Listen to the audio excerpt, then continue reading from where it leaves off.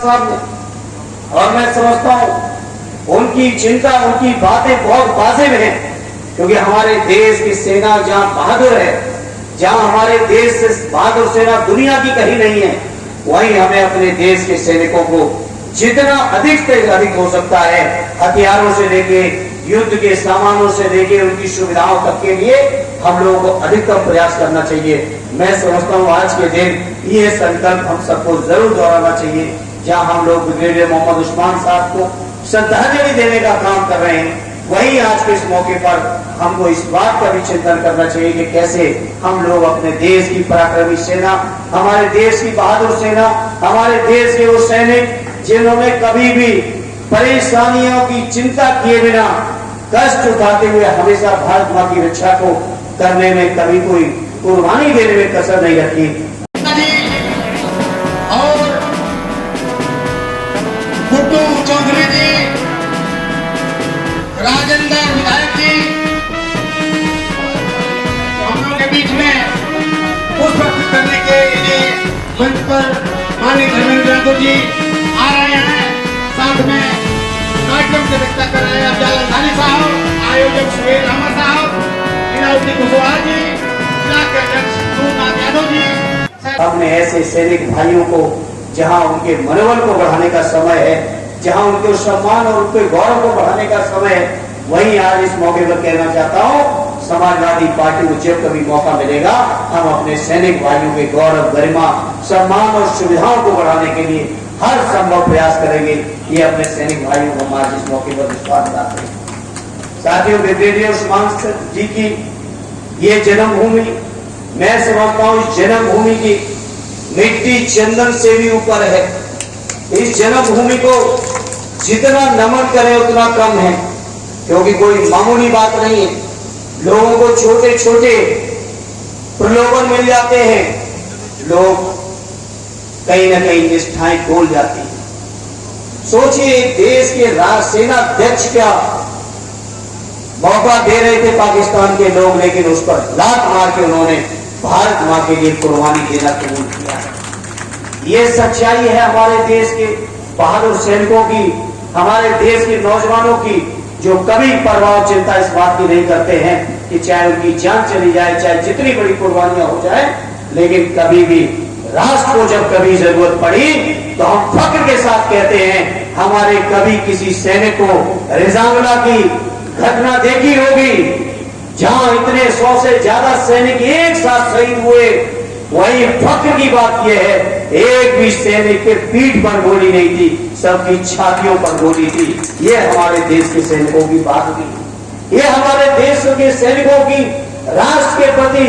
जन्मभूमि के प्रति, अपनी राष्ट्र माता भारत के लिए उनकी कुर्बानियां हैं, उनका जज्बा है।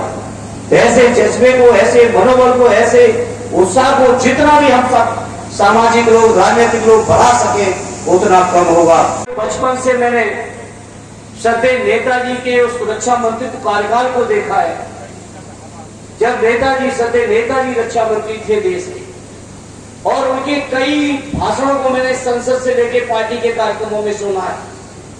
और उन्होंने हमेशा कहा कि दुनिया में अगर सबसे बहादुर फौज कहीं की है तो हमारे हिंदुस्तान की फौज है, हिंदुस्तान से बहादुर फौज दुनिया की किसी देश के पास नहीं। ऐसे हमारे मोहम्मद उस्मान साहब थे, जिन्होंने, मैं समझता हूं, बहादुरी की जो अधिक से अधिक उच्च आदर्श कायम कर सकते थे वो कायम करने का काम किया है। ऐसे समय में जहां हमारे बुजुर्गों ने, हमारे सैनिकों ने देश की रक्षा सुरक्षा करते हुए, देश की सीमाओं को अक्षुण्ण रखते हुए आज भारत मां को ऐसा रखा है, वही मैं समझता हूं जैसा आदरणीय अफजल साहब चर्चा कर रहे थे, कई बार संसद में, कई बार समितियों में, कई बार और सार्वजनिक मौकों पर, कई बार सरकार के नुमाइंदों के साथ बात करने का मौका मिलता है। हम लोगों ने हमेशा कहा, आदरणीय अखिलेश यादव जी ने हमेशा कहा कि देश की सेना की कभी मनोबल नहीं गिरने देना चाहिए, ये सरकार की जिम्मेदारी है। लेकिन हमारी देश की सरकार के बड़े अजीबोगरीब फैसले होते हैं,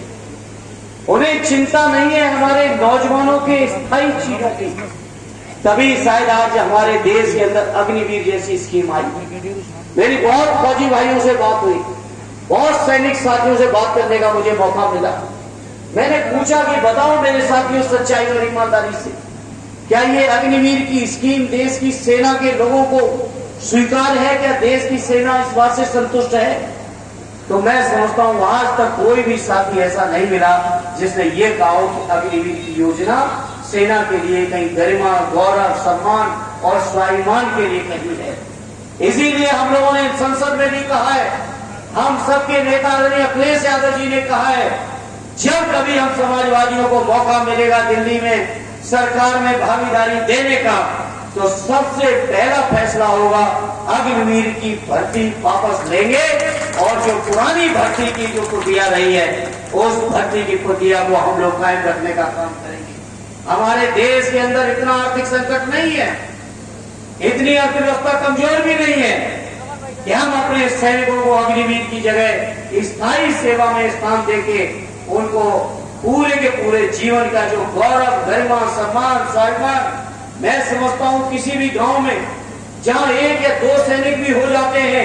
पूरे के पूरे गांव के लोग गौरव के साथ कहते हैं कि मेरे परिवार के साथी फौजी है, मेरे पड़ोस में फौजी रहते हैं, क्योंकि हमारे देश का नौजवान देश की रक्षा करने के लिए सबसे पहले आतुर रहता है, दूसरा कोई विकल्प बाद में देखता है। इसे मैं इस मौके पर कहूंगा,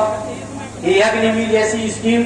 जो हमारे सेना का मनोबल गिरा रही है, ऐसी स्कीम को हम समाजवादी लोग जब मौका मिलेगा तब उसको खत्म करके अपने सैनिकों के गौरव और गरिमा को वापस लौटाने का